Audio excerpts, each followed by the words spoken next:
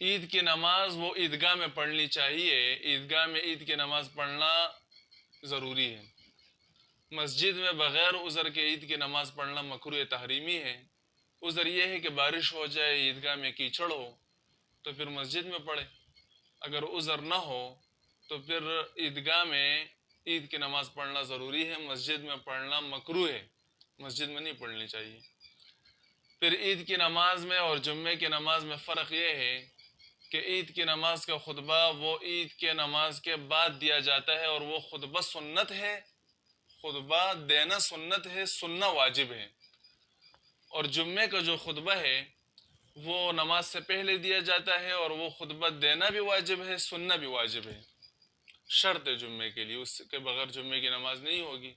لیکن چونکہ عید کا خطبہ عید کی نماز کے بعد دیا جاتا ہے، تو اگر عید کی نماز پڑھ کر فوراً کوئی نکل جائے تو اس پر پھر خطبہ سننا واجب نہیں ہے۔ اگر کوئی بیٹھ گیا اور خطبہ شروع ہو گیا تو پھر خطبہ سننا واجب ہے، پھر سننا ضروری ہے، سنت ہے خطبہ دینا۔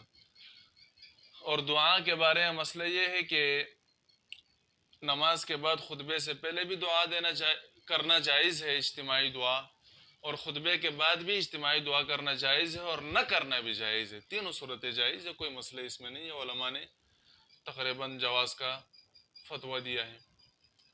اور حدیث شریف میں آتا ہے کہ آپ صلی اللہ علیہ وسلم عیدگاہ میں خواتین کو بھی بلاتے، جوان خواتین، بوڑھی خواتین، وہ سب عیدگاہ میں جمع ہو جاتی، تو جو حائضہ خواتین ہوتی ماہواری کی حالت میں ان کو بھی بلایا جاتا۔